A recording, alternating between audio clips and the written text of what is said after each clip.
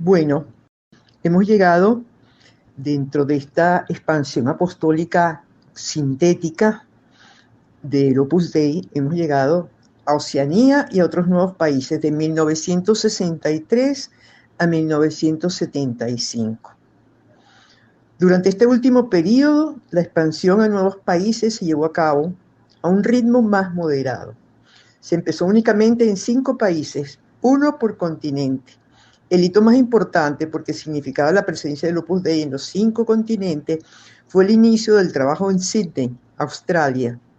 En 1963 viajaron a esa ciudad varios miembros del Opus Dei que pusieron en marcha una residencia universitaria. 2 años más tarde, le siguieron las mujeres y en 1966 se pudo inaugurar Warren College. Bueno, también en 1964 nuestro padre dispuso que se comenzara en un nuevo país asiático, ya no estamos hablando de Oceanía, sino de un nuevo país asiático de tradición católica, Filipinas, porque nuestro padre consideraba que con el paso del tiempo los filipinos podían extender el mensaje del Opus Dei por toda Asia. Bueno, con sus ojitos de almendra o mitad de almendra, pero bien, con sus ojitos diríamos ya, de tipo oriental, podían acercarse con el conocimiento y la proximidad de esos países. Todavía quedaban países europeos en ese momento para comenzar. En 1965, año en el que terminó el Concilio Vaticano II, nuestro padre consideró que había llegado el momento de ir a Bélgica. Ese mismo año decidió comenzar también la labor apostólica en otro país africano, en Nigeria.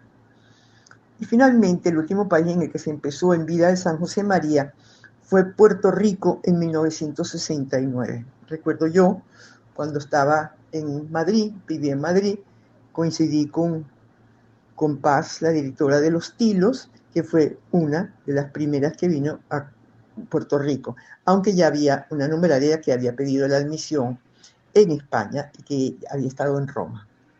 Bueno, a la muerte de nuestro padre, el Opus Dei trabajaba establemente en 32 países de los 5 continentes y contaba con más de 60.000 miembros de 80 nacionalidades. Bueno, podemos decir que en cierta manera hemos concluido, diríamos, esta visión sintética de la expansión apostólica del Opus Dei. Pero yo querría aprovechar, antes de pasar a otro tema, que hoy, vísperas bueno, no estamos en vísperas, pero ya en las antevísperas del mes de octubre, cuando vamos a celebrar, a recordar y a conmemorar la llegada del Opus Dei a Venezuela, sus 70 años, por supuesto, fue la sección de varones, fueron ellos, pero llegó allí, bueno, ahí fue cuando se implantó, vamos a decirlo, el primer centro del Opus Dei en Caracas. Entonces, quería recordar un poco esto porque lo vamos a celebrar el día 11 de octubre de este año, 70 años de la llegada de la obra. Entonces vamos a recordar algunos aspectos de las personas que vinieron, algunos nombres y algunas consideraciones breves, porque estamos haciendo todo muy sintético, ¿no? Bueno, vinieron 2 personas, 2 numerarios, que eran Bartolomé Roch Amat y Rafael García Plana. Llegaron a Caracas el 11 de octubre de 1951 para dar comienzo a la labor en Venezuela.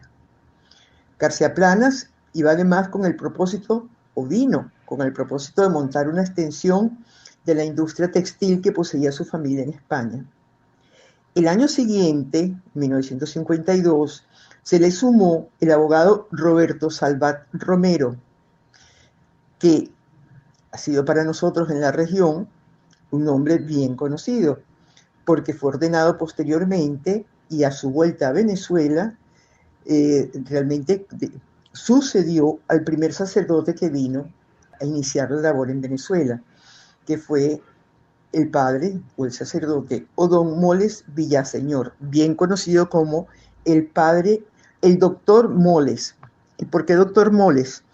Porque en España ordinariamente se le decía doctor, bueno, aparte de que él era médico psiquiatra, pero no ejercía, obviamente, era sacerdote. Sin embargo, el tema de que a los sacerdotes en España se les llamaba don, sin embargo, a él, don o don, iba a resultar muy reiterativo de los dones, on o don. Entonces, se le llamó doctor Moles. Entonces, el 1 de febrero de 1954 llegaron las primeras mujeres, de las que ya hablamos en otra ocasión, que fueron María Jesús Arellano, Carmen Gómez del Moral, Begoña Lejalde y Ana María Giver. Venían, ya contamos, con el proyecto de poner en marcha una escuela hogar en Caracas, semejante a las que ya existían en España. Así, la Escuela de Arte Hogar ETAME comenzó su andadura el 10 de octubre de 1954, 3 años después de la llegada de los primeros, de establecerse el Opus Dei, podríamos decirse, de sembrarse en Venezuela. El 2 de mayo de 1957, recordamos cómo el padre escribía al doctor Moles, le decía: continuad sirviendo con todas vuestras fuerzas a esa bendita tierra venezolana que es vuestra nueva patria, en la que servís a las almas. Con este impulso se fueron haciendo venezolanos, expandiendo en el país el espíritu del Opus Dei a través de su trabajo profesional y sus amistades. La labor apostólica con estudiantes y profesionales creció en los centros del Opus Dei dirigidos en Caracas y se incorporaron al Opus Dei los primeros fieles venezolanos, hombres y mujeres. Desde el principio se hicieron viajes a diferentes ciudades como Maracaibo, Valencia y Barquisimeto, donde se erigieron centros con la venia del obispo del lugar. Desde mediados de los años 70 se iniciaron viajes a Trinidad y Tobago para atender a personas que vivían allí, hasta que se erigió un centro de la obra en 1982. Bueno, recordamos que en 1958 comenzó sus actividades el Centro Universitario Monte Ávila, residencia universitaria promovida por la Asociación Venezolana de Fomento Cultural para estudiantes que cursaran sus carreras en las universidades de Caracas. Y en el año de 1974 se trasladó a su actual sede en la avenida Boulevard El Cafetal. Algunos fieles del Opus Dei y cooperadores crearon el Colegio Los Arcos para muchachos en 1967 y en 1970 el Colegio Los Campitos para niñas, ambos en Caracas. Y en Maracaibo, uno masculino, el Colegio Los Robles en 1973, y otro femenino, el Colegio Altamira, en 1974. Podríamos decir que esta es la auténtica prehistoria, prehistoria, o mejor dicho, la historia, la auténtica historia. La prehistoria la hizo la oración de nuestro Padre desde que empezó la obra con una visión universal. Pero bueno, continuaremos con otros aspectos menos, diríamos, sintéticos, más detallados, pero que vayan dando una visión y diríamos, una información para poder ir haciéndose un poco de idea o de más ideas, o se vayan concretando, se vayan unificando las ideas que hemos ido recibiendo hacia voleo en tertulias o en lecturas o en comentarios de todo lo que fue esa expansión de la obra a la que estamos viendo llegar, diríamos, en el siglo XXI a sus 100 años, dentro de 7 años. Esto va a ser sumamente importante. Bueno, llegar al final de este amanecer hoy y ver que ya el sol está radiante en todos los 5 continentes, por supuesto no a la vez, sino haciendo el giro que la Tierra hace alrededor.